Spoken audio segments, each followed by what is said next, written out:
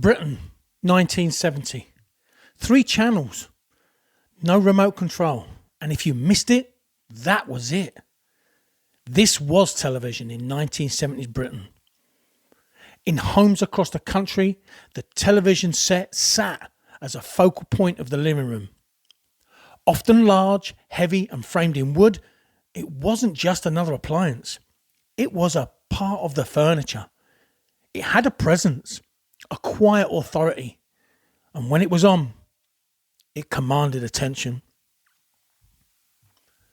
My name is Stickman, and this is The Way It Was. The picture wasn't always perfect. There were moments when the image would flicker or it would drift slightly out of tune. Aerials needed adjusting. Sometimes someone would stand by the set and carefully turning a dial, trying to sharpen the picture while everyone else watched and waited. And when it finally settled, clear enough, that was good enough. We had black and white TV in our house because we was a one-parent family. And only people with money or a mum and a dad had colour. Most households had access to just 3 channels: BBC One, BBC Two and ITV. Each had its own identity and its own tone, its own way of presenting to the world. But together, they formed the entirety of what was available. Television followed a schedule.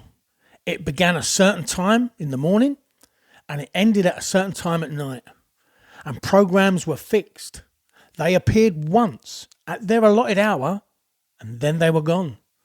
The day's viewing was something you became aware of through listings in newspapers or through the radio times or the TV times or even through conversation. People knew what was on.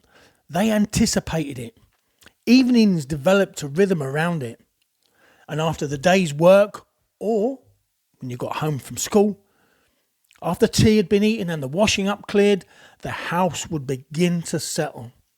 Chairs would be pulled into place, curtains drawn, and lamps switched on, casting a warm light across the room.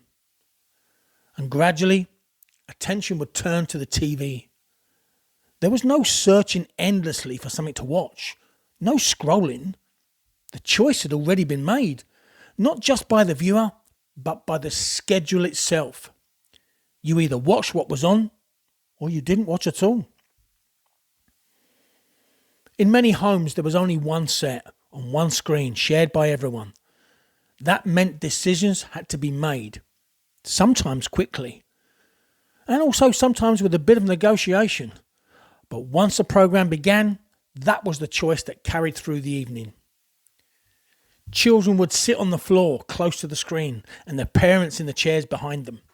The room arranged around a single point of focus, and as the opening titles rolled, conversations would quieten and the outside world would fade slightly into the background. Television was not something that sat alongside life. It was something that shaped the evening. And across the country, the same thing was happening. In street after street, in town after town, living rooms were lit by the same glow. Different homes, different families, but often watching the same programs at the same time. That shared experience gave television a particular kind of presence. Programs became more than just entertainment. They became moments, talking points, something carried into the next day. At work or at school, conversations would begin with simple questions like, "Did you see that on TV last night?" And more often than not, the answer was, "Oh yeah." Shows like Top of the Pops brought music into the home in a way that felt immediate and alive. Performances, charts, dancers like Pan's People and in later decades Legs & Co. The changing sounds of the time, all presented in a format that drew people in week after week, and it was like clockwork.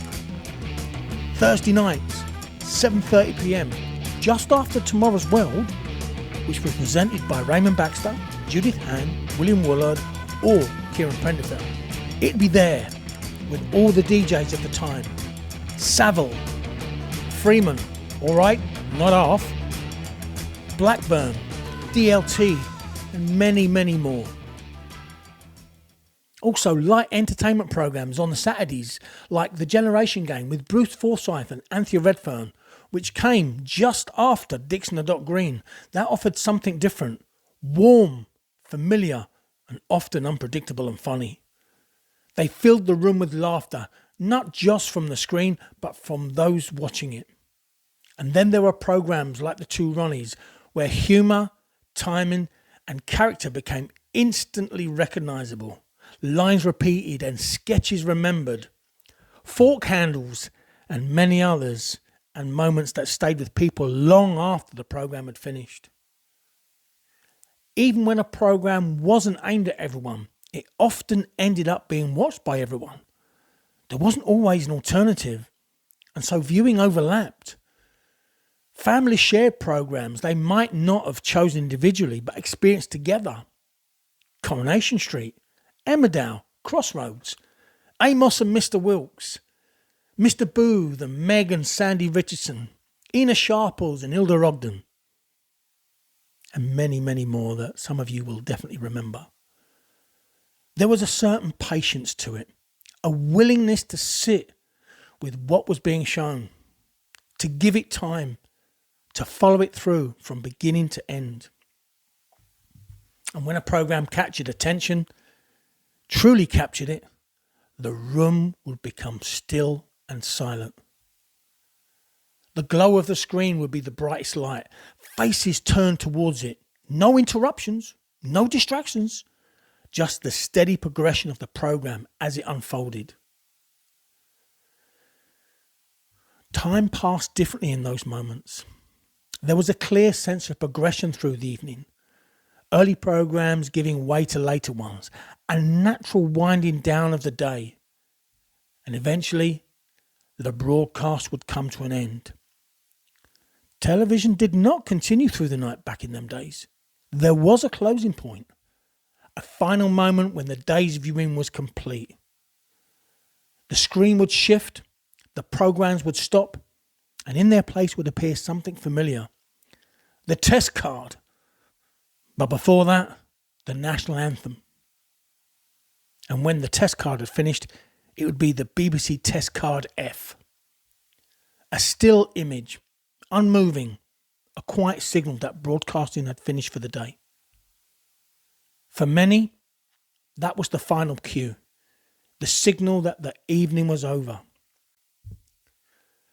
The television would be switched off, the screen would fade to black, and the room would return to itself. And the next day, it would all begin again. Another schedule, another evening, and another shared experience. Television in the 1970s Britain was not defined by endless choice or constant availability. It was defined by structure, by routine, and by presence. It brought people together in the same room at the same time, watching the same thing. Not occasionally, but every single day. And in that rhythm, it became part of our lives. Join me next time when I'll be taking a more in-depth look at kids' TV during the week and at the weekends. This is Stickman. This has been the way we were. And that's your lot for tonight.